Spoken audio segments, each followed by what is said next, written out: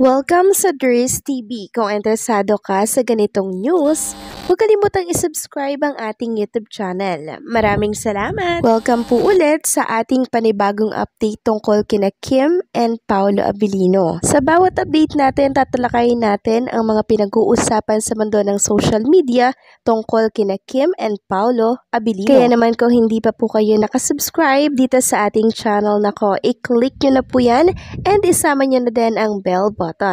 So, ayan, welcome back again sa ating YouTube channel mga kakimpaw, and sa update natin ito, ang pag-uusapan natin ay tungkol sa mga importanteng kaganapan kina Kim and syempre kay Paolo Abilino.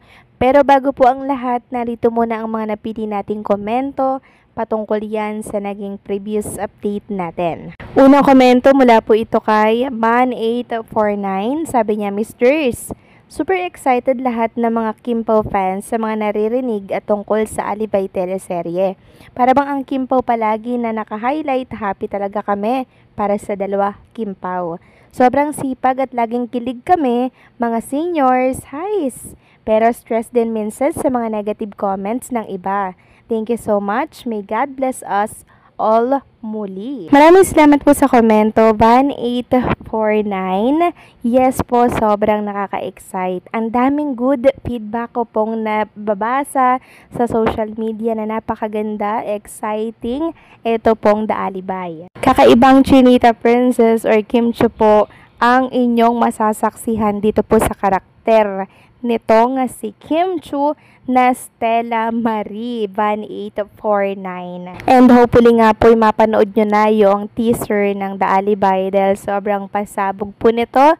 Maging kayo matutulala din at sobrang ma-excite kung ano ba yung mga behind at kung ano ba yung kwento sa The Alibay.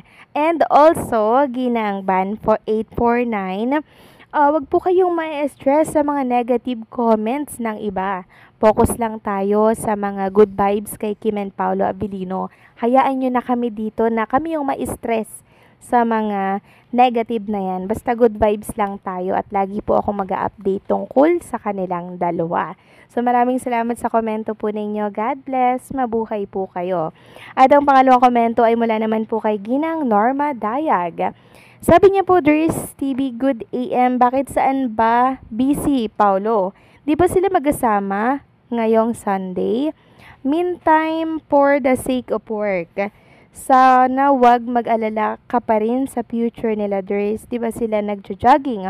Okay lang na di sila magkasama, basta yung bonding nila ay tuloy-tuloy. As I know, Di Marius ni Paolo si Kim na you beside me always. As usual, first Sunday of the month, I prayed for their guidance and protection, that they are safe in all their works and God will lead them in the right path for their future. God bless them both. So maraming salamat po, Ginang Norma Dayag.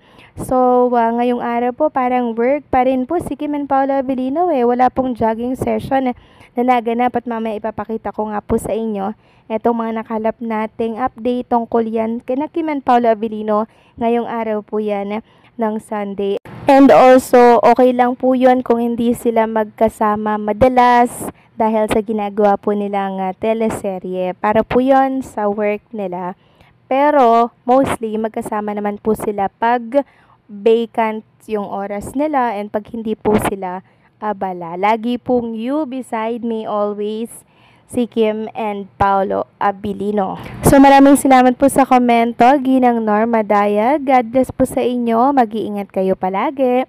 So ayun na nga, pag-usapan na po natin ang mga update na nakalap ko sa ating update ngayong gabi. So unahin natin itong ganap kay Kim and Paolo Abilino ngayong araw po ng Sunday or kanina po, no? So taping pa rin po si Kim and Paolo kahit na araw po ng linggo, mga kakimpaw. Ito po ipapakita ko po sa inyo. Etong isang video na nakita natin. Actually, screenshot lang po ang nakuha ko dyan. Video to actually, naglalakad po si Kim. And ito nga po, naka backlist lang din.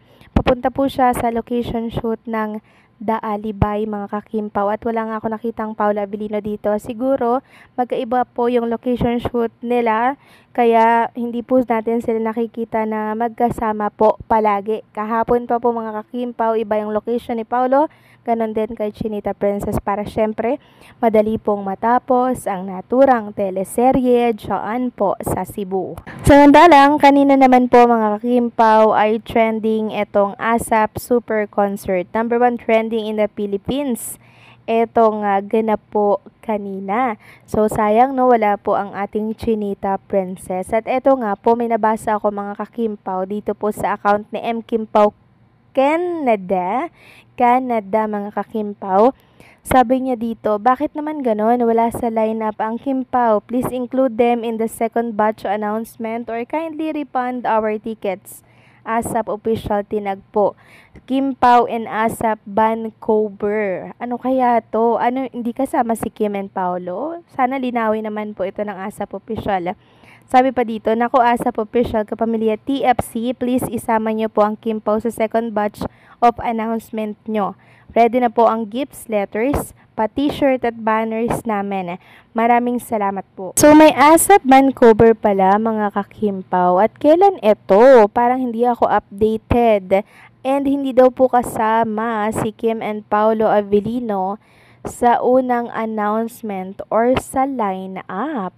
And yung iba nakabili na daw po ng ticket mga kakimpaw. Parang hindi ako aware dito. Kasi ang pagkakaalam ko ay yung ASAP England, which is pagaganap by August 30, diba? 2025. So meron bang inanunsyo ang ASAP official na kasama si Kim and Paolo Abilino sa lineup nila? So sayang naman, diba, kung di po sila kasama. So baka sa second announcement yan ilalagay ng ASAP official, kasi alam naman ng ASAP, 'di ba, na malakas po talagang hatak ni Kim and Paolo Abilino. Kaya hindi po pwede na hindi po kasama yan mga kakimpaw, 'di ba? So siguro sa second batch yan i-announce. Kalma lang po kayo diyan, okay?